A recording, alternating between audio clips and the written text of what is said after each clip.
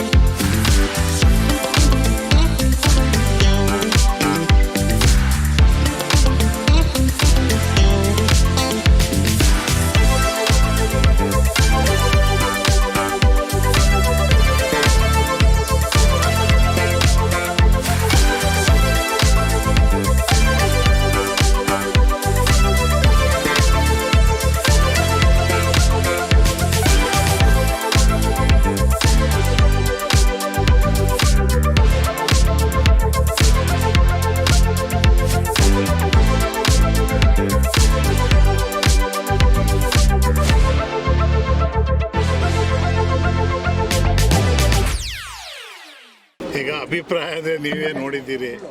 ಈಗ ನಮ್ಮ ಏನು ಅಭಿಮಾನಿ ದೇವರುಗಳಿದ್ದಾರೆ, ನಿಜವಾಗ್ಲೂ ಅವ್ರಿಗೆ ನಾನು ಚಿರಋಣಿ ಆಗಿರ್ತೀನಿ. ಕಾರಣ ಏನು ಅಂದರೆ, ನಾನು ಅವ್ರಿಗೆ ಯಾವುದೇ ರೀತಿ ಅಧಿಕಾರ ನಾವು ಇಲ್ದಿದ್ರು, ನಾವು ಅವ್ರಿಗೇನು ಸಹಾಯ ಮಾಡ್ತಿದ್ರು ಸಹಿತ ಅವರು ಸುಮಾರು ವರ್ಷಗಳಿಂದ ನನ್ನ ಸಹೋದರನ ಒಂದು ಸ್ಥಾನದಲ್ಲಿ ಇಟ್ಕೊಂಡು ನನಗೆ ಎಲ್ಲ ರೀತಿಯಲ್ಲಿ ಅವರು ಸ್ಪಂದಿಸಿ ನನಗೆ ಏನು ಹೇಳಬೇಕು ಅಂತಲೇ ಗೊತ್ತಿಲ್ಲ, ಅಷ್ಟು ಚೆನ್ನಾಗಿ ಒಂದು ವ್ಯವಸ್ಥೆಯನ್ನು ಮಾಡಿ ಈ 66ನೇ ವರ್ಷದ ಹುಟ್ಟುಹಬ್ಬವನ್ನು ವ್ಯವಸ್ಥೆ ಮಾಡಿ ಆಚರಿಸಿದ್ದಾರೆ. ಅದಕ್ಕೆ ನಾನು ಅವ್ರಿಗೆ ಆಭಾರಿ.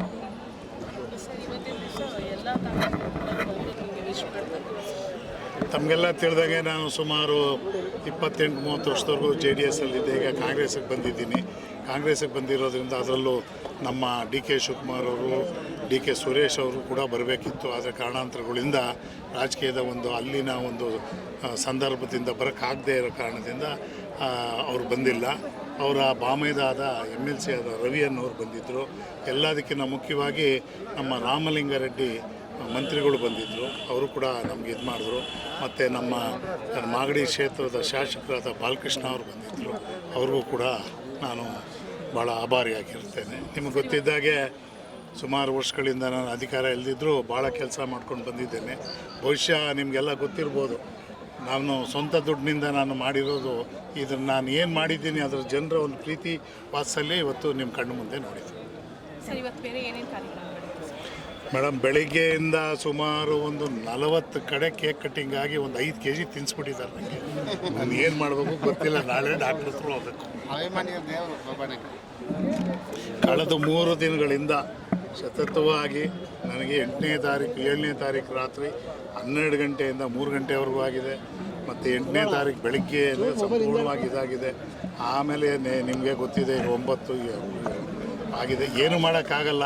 ನಾನು ನಮ್ಮ ಸ್ನೇಹಿತರುಗಳು, ಕಾರ್ಯಕರ್ತರುಗಳು, ಪಕ್ಷದ ಹಿತೈಷಿಗಳು, ನಮ್ಮ ಸಹೋದರಗಳು, ಸಹೋದರಿಯರು, ಅವರ ಒಂದು ಪ್ರೀತಿ ವಾತ್ಸಲ್ಯದ ಮುಂದೆ ಇದೆಲ್ಲ ಏನೂ ಇಲ್ಲ.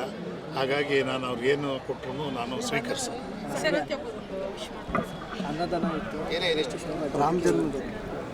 15,000 ಜನಕ್ಕೆ ಅಂತ ನಾವು ಮಾಡಿ ಅಲ್ಲಿ ಹಲವಾರು ಕಡೆ ಹಂಚಿಕೆ ಮಾಡ್ತಾಯಿದ್ವಿ. ಕೇವಲ ಇದೊಂದಲ್ಲ, ಮಧ್ಯಾಹ್ನದಿಂದ ನಡೀತಿದೆ. ಇಲ್ಲಿ ಇವತ್ತು 5,000 to 6,000 ಜನಕ್ಕೆ ಇಲ್ಲಿ ಊಟದ ವ್ಯವಸ್ಥೆ ಮಾಡಿದೆ. ನೀವೆಲ್ಲ ನೋಡಿದಾಗೆ ಪಾಪ ಬೆಳಿಗ್ಗೆಯಿಂದ ಸಂಜೆವರೆಗೂ ಕೆಲಸ ಮಾಡಿಬಿಟ್ಟು ಸಂಜೆ ಬಂದು ನಮ್ಮ ಹತ್ರ ಬರ್ತಾರೆ. ಬಂದಾಗ ಅವ್ರಿಗೇನೋ ಒಂದು ಸಂತೋಷ ಇರುತ್ತೆ.